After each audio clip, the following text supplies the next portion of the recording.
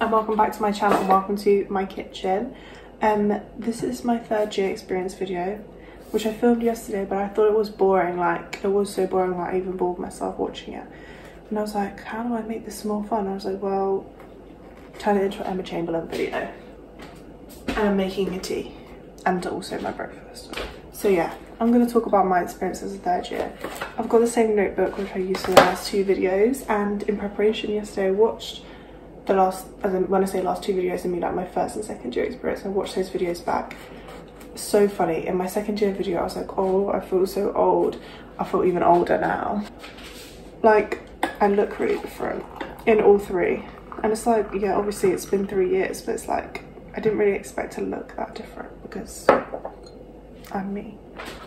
But yeah, so I've got it all written out here, and I hope there's not like too many annoying noises. I thought this would be fun, but it also might be awful.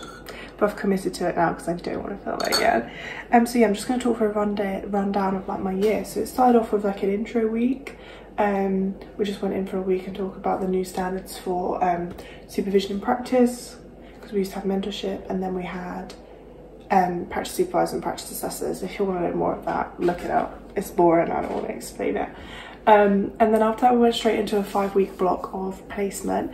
I was mainly based on the labour ward and the postnatal ward, because I started third year with 11 births, so obviously I'm trying to get my birth numbers up. And then, so yeah, in that time I just went into the placement. It was a decent placement. I don't really remember too much about it, but yeah, we did placement. And then after that I had 7 weeks of uni where we started our leadership and managing change module, which is all about leadership and NHS and stuff. And I had to write a 4,000 word essay for that, based on like my experience of being a leader in practice basically. And then alongside the leadership module we also did the dissertation module. We started that module, but that was a long module that carried on all throughout until April. So from October to April we were doing that module, but also obviously writing the dissertation. If you want to know more about my dissertation and my experience writing it and stuff like that, I've got 3 videos on my channel about my dissertation, and I'll pop some on the end screen. Yeah, so that was 7 weeks, and that took us to through November. And then in December I was off uni. I had 5 weeks off uni throughout the whole of December, the first week of January.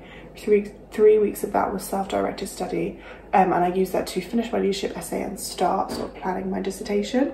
And I also just had a bit of a break, to be honest. I wouldn't say I used that time as efficiently as I could, but I think for my mental well-being I did the best. Like, I just took a break, and it was really nice. I'm sure if my lecturer sees this they'll be like, you just didn't do any work. But yeah, after that break it was January, and throughout January into the end of February I was in placement again, and this was a really good placement. I remember feeling like confident in this block, and like that I had a lot of skills. It was, how long was it? Oh, I didn't even write it. I think it was 7 weeks. Yeah, and again I was mostly on the labour ward and the postnatal ward, just getting those births in. And then after that point, so after February, that's when stuff started to happen. So as you can imagine, I didn't really have the classic third year experience because COVID. I can get into that in a minute. I went strawberry picking yesterday and the strawberries were kind of gross. So my mum made them into jam. So where was I? Yeah, so we went back to uni, and I literally had a handful of lectures before COVID happened and the uni closed. And the modules I was doing then was still the dissertation module, but also law and ethics and midwifery, which was a module. I can't say it's my favourite, but it wasn't the worst.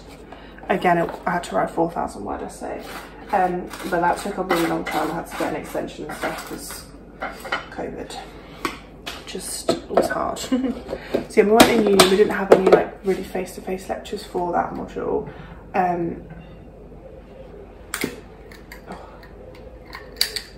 But we did have a couple of tutorials about the assignment.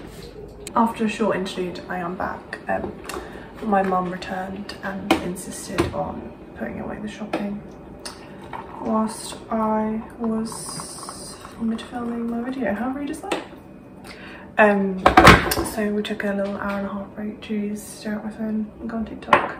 So I'm going to make another tea and finish where we left off. I think we were at the point where I was talking about COVID. Yeah. And yeah, so basically in COVID I wrote my dissertation, as I said already. Watch my videos of my dissertation if you want to know what that was like. Yeah, and then I was on placement. Yeah, I think I was saying that actually. Placement from May to August. We went 2 weeks early, and I got paid, which was so nice. It was literally so nice to get paid. I wish we had been paid all along, or just was gonna have less debt or something. But with COVID it was a little bit different. I was at the same placement staff. I was on the labour ward again, but I also had some time on postnatal ward and triage this time. Unfortunately, usually I would have been case loading at this point, but case loading wasn't a thing because of COVID, because the community teams and the management in my local area thought that it wouldn't be appropriate to have case loading students out, because the way community services were being run was very, very different. Some girls did get to go out to the community for like a couple of weeks at the end, but we spent most of our time in the hospital. I think we were needed. My local trust, we had a lot of like issues with short staffing. A lot of staff were like off shielding or off sick or taking, you know, all of that sort of stuff because of COVID. So us as students, we had to really step up and help as much as we could, which was a really, really good experience actually. I think it really helped with like me gaining confidence in practice and stuff. But the placement was just usual. But obviously it was just a step up because obviously I was nearly finished. It was really weird to be there and sort of be like, this is the last time I'm ever going to be supported like this. Also I'll be supported as a newly qualified midwife, but it won't be to the same level, so I should try to make the most of that and do as much as I could. The main thing I did for that placement was that I just want to do as much as I can by myself, and that was really good because then I sort of knew what areas I need to work on. But yeah, that was kind of my experience. Throughout that time I did write my law and ethics essay, but I had no other assignments other than that, other than Pebble Pad. I always forget about Pebble Pad. And I think I literally said in my first and second year videos, like, next year I'm gonna like not leave my Pebble Pad to the last minute, but I left it to the last minute again. I think I am just that person. Like, I just leave things to the last minute. I think that's just me.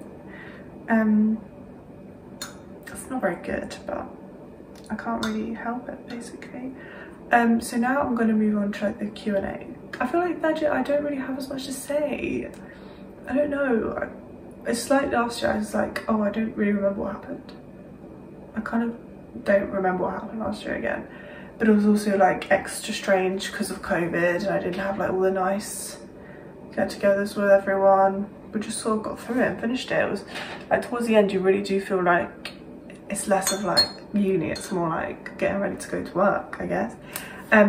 Throughout that time, from probably January through to June, I was looking at jobs and like applying to jobs and stuff. I got a lot of questions about applying to jobs, and I mentioned it on Instagram, but I'm going to dedicate a whole separate video to applying for jobs and getting a job as a Band 5 newly qualified midwife, because I would like to just give that a bit more detail than I would in this video. So yeah, I'm just gonna finish making my tea and then we can do the QA. So I got loads of questions, but they're basically all within the same theme, so I've just condensed it into like, how many? Like 6 questions? Yes, it says the first question, which I did get a lot, is third year harder than first and second? And what are some of the differences between the years? So yeah, third year obviously is a bit harder because it's level 6 writing, so the academic work is like a step up, but it feels like, I feel like each year felt like a smoothish transition into the next level of writing. Although I did find my assignments harder in year 2. I think I just had gotten used to it by the time I was in year 3. Year 3 was a good year academically for me, year 2 not so much. So yeah, we'll see what my degree classification is. I am sort of on the cusp between 2. I think I know what I've got, but I'm not 100%. And if you want to see what I got, follow me on Instagram, because I'll be putting it there. 28th of August I find out. So if you're interested in that, you can just follow me on there. So yeah, it's harder. Placement, I say placement like each time it just gets progressively, it just feels correct. It wasn't like harder, but obviously it is more difficult because you do more, but you know more, so it shouldn't be that much harder. I found second year the hardest. I think it's just like a psychological thing, like the second year slump, and you know, third year you feel like you're at the end, you feel like you know more, you start to do things by yourself, which is always a good confidence booster. Another question was, how did the responsibilities change on placement? So you are expected to do a lot more, kind of, but as with everything, like, you only do what you know what to do. Like, you don't do things if you don't feel safe to do them. But yeah, your responsibilities do change, but I think it's more comfortable, like, instead of where you previously would also say, do you want to do that? Do you want to try doing this? Do you want to try doing that? You can just go ahead and do it most of the time. If you feel safe to do it, just do it and say, I'm going to do that, I'm going to do this. I feel like I transitioned into a third year quite well. I enjoyed it more because I was able to do things by myself more. I feel like I thrive in autonomy and doing things by myself. It's one of the main reasons, like, I'm looking forward to being a midwife. It's why I wanted to be a midwife in the first place. We do a lot of stuff just by ourselves, obviously within the team, but you do it in your own way, and that's what I've been looking forward to, and third year really gave me the opportunity to do that, which was great. Yeah, responsibilities wise, you just do more, and as I said previously, like, it's getting ready to be a fully qualified midwife, so you just take on as much responsibility as you can, and I think doing that is really good, because then by the time you're at the end, you feel capable to take on a little bit more and transition into a new qualified midwife. I don't know how I'll be feeling a year from now or in a few months when I am the new qualified band 5, but we'll see. At the moment I feel like I'm in a good place. How to be more confident and autonomous. For me, confidence has always come with knowledge and familiarity, so by just being there and turning up and trying your best every day, that's how I got my confidence in being autonomous. As I literally just said, like, I enjoy working on my own, and yeah, knowledge. So make sure you know your stuff and then do it. Like, don't be shy when you know something, just do it, and the more you do something, the more confident you are. I feel like it's easy for me to talk about confidence because it's not something I've struggled with too much throughout my life. I'm the type of person to just throw myself in there and go with it and not really think about it too much. Maybe I don't think about it enough, but I think in midwifery it's a skill to be able to just not worry too much, throw yourself in and try. As long as you're safe, it's a good thing to want to just try, basically. Yeah.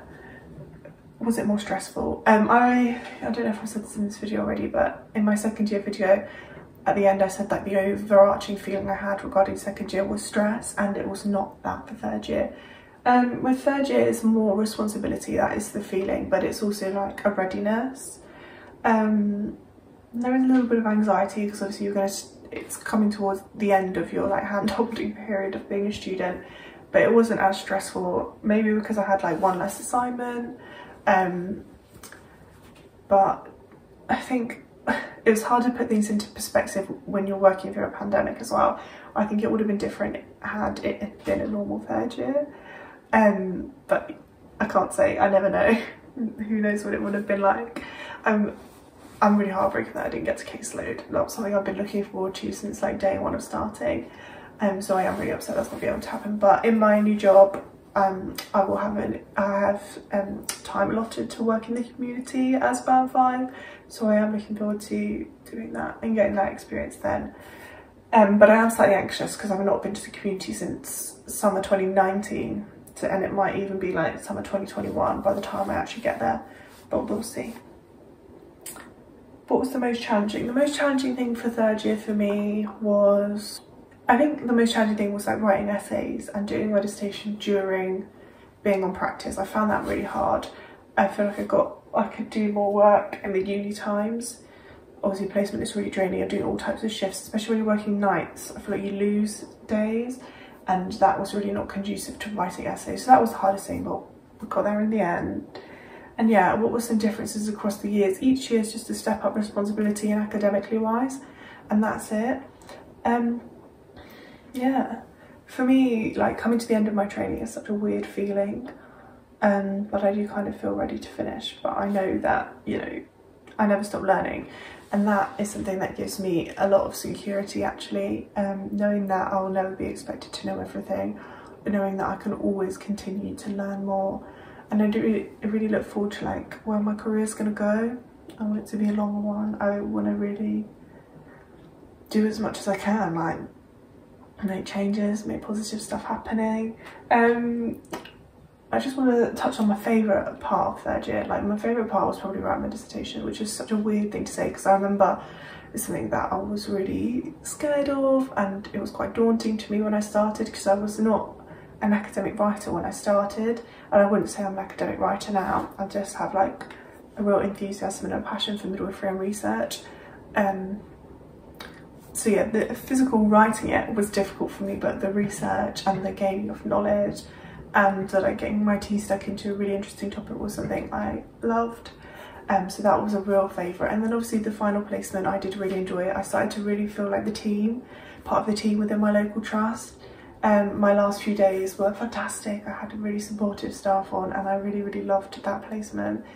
I really felt part of the team, and I was really upset when I finished because I'm not working in that trust as a newly qualified midwife. I bit the bullet. I forced myself to go somewhere else and learn more, just to like make it hard. Basically, I forced myself to make it harder for myself when I started as a qualified midwife. And I know some people will be like, you're mental, but you know, I was starting to feel like I'd already outgrown the trust which I trained in. Not as in like I know too much to work there, but I felt like I could take on more, and I wanted to make it harder for myself, just to push myself even further, because I want to be an amazing midwife. And I think pushing myself out of familiarity and pushing myself out of the local area will be good for me, and we'll see what I'm saying in a few months' time. But yeah, if you have any further questions or comments, please comment on this video or DM me on Instagram. Follow me on all my socials, Instagram, Twitter.